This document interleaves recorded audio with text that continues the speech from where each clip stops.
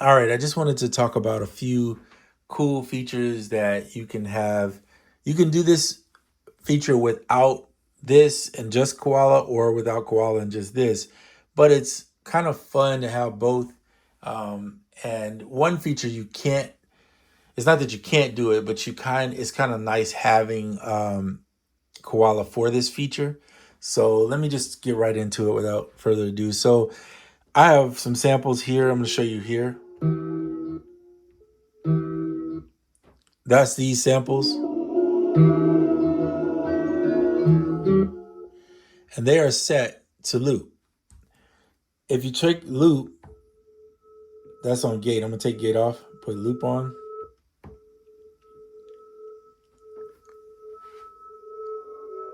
That's this sample playing backwards, right? This one, these are all set the same. This one plays backwards. This one's playing forward.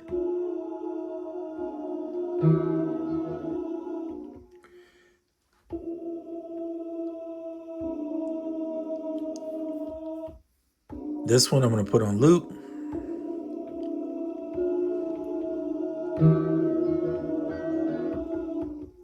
Now, why am I using loop versus just leaving it gated? It's because if you wanted to perform it live, there's no, I mean, you can sit there and hold it if you got that. I have enough fingers or phalanges or however you want to term it to hold it down, but I can't drum and do it at the same time too. So that's kind of awkward.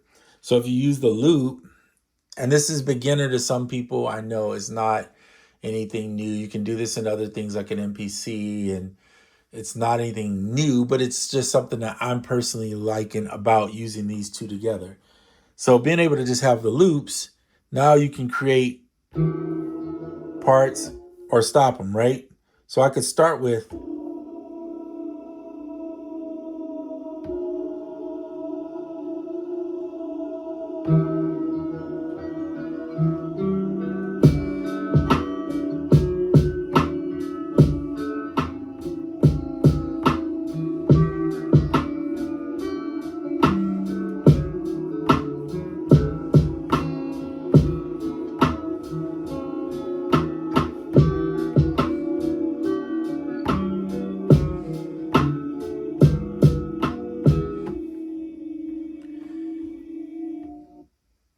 so that being able to just perform it.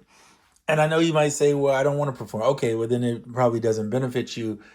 But performing it not only strengthens your skills as a musician, but also helps you to appreciate that you can have some variation in the song and some mistakes in the song, which kind of, to me, breathes some life into the song and makes it more interesting to listen to. Plus, you can build your timing up of dropping stuff in and out. And it's just a cool feature to have. Now, you don't need the SP to do this. You can do this just on your iPad or phone or whatever. But I find it harder for me to drum on the screen. If you have a Magic Keyboard, I think I showed this in the past, or a keyboard like this. It doesn't have to be this keyboard, but so this is an option too if you wanted to put these two together. But the SP gives you the velocity. You don't have the velocity in here, right? It's just going to be fixed velocity on this, whereas here you get, or you can hit it harder.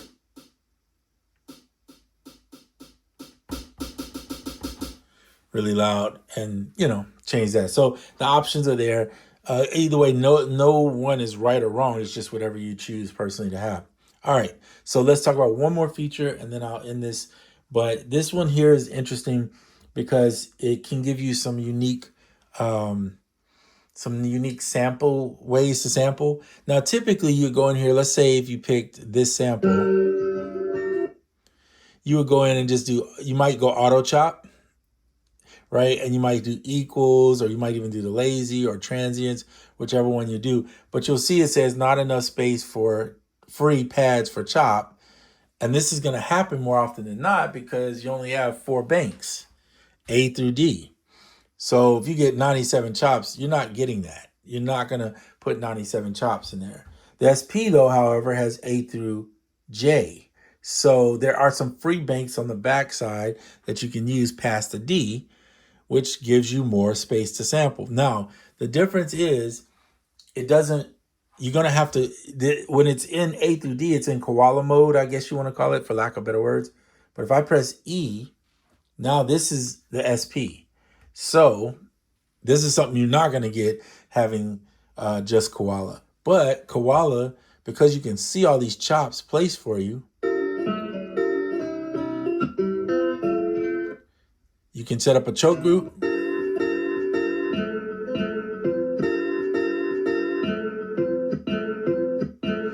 If you want to make this chop longer, just delete a chop. Maybe get rid of that one, get rid of that one.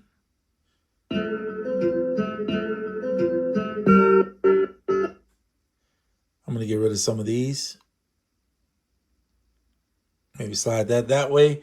And now you can use this in here and record into here. So if I hit record, you can either use the mark up here where you do skip back, which you could just record it in like that. Or if you want to set the bar length of how long you want this to be, for instance, like I want to set the BPM to be 85 because that's what it is in the, and then I can set maybe 2 bars, right? This is the BPM, this is your bar length. And now if I hit this, it's going to wait for me and I can start playing.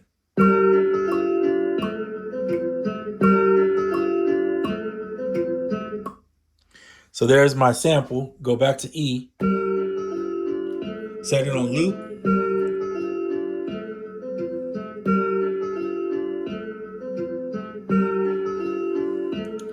Go back to A. I'm going to come out of lazy chop.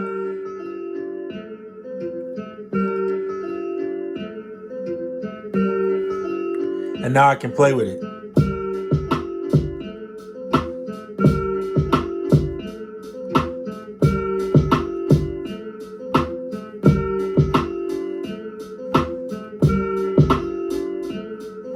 You get my point?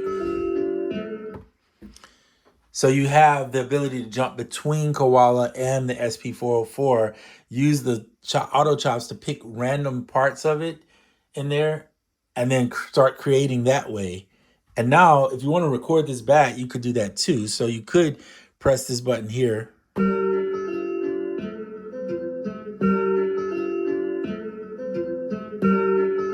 All right.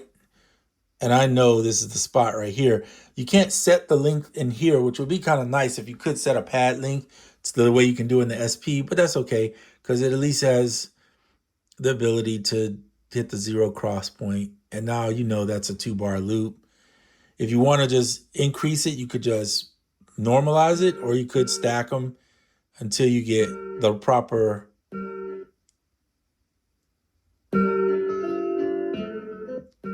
Get rid of that one. Go back here. And now you have that trigger, which is set right. I'm going to go ahead and just normalize it. Now it's just too loud.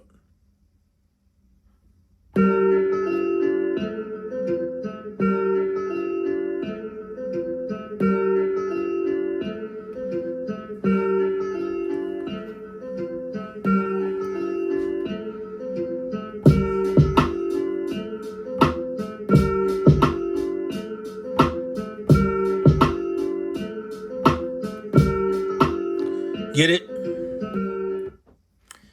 So using them both together, now you're able to do these cool tricks and things. And it is not that it's anything like spectacularly new or, oh my God, mind blowing, but it does create this cool ability to perform live with it, but also have the ease of getting your chops quicker. You can chop in the SP404 and put your chops on the pads. But I find this to be together to be a lot easier to work with and a lot more fluid for me personally. That's just my preference, the way I like to work. But I know some people don't want to touch a screen, don't want to deal with that, so they prefer to go here. The great thing is this is connected. So a lot of the stuff, like if you have a free pad, if you touch it, it'll record. Of course, I didn't record anything because I don't have a mic in here, a guitar, or anything plugged into here to record my vocals, but you can do that if you want to. I mean, you could press it.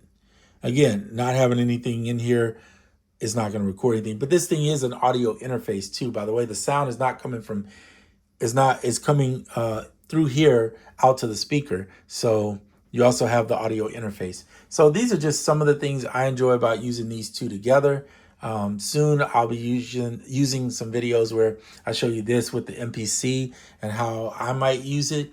Again, all my videos are based on my experience and how I use things, not the only way to do it.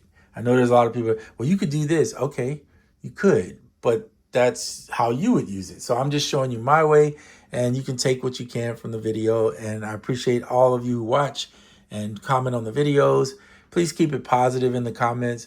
I know there's some people, and I won't say names, who will comment on a video that play an instrument. I play instruments too. That will comment on a video about something that I'm showing the other people, and it's always something just kind of derogatory and negative. You know, it's never something positive about. Just keep things positive. Not everybody has the ability to have a musical instrument or even the time to put in to learn it. So music is supposed to be fun. Don't take the joy out of it because you just want to troll or be rude to people. All right? Be kind. There's enough rude stuff already going on in the world, and we just need to keep positivity when it comes to music because that's what it's all about. All right. Hope you're having a good day, and I'm off.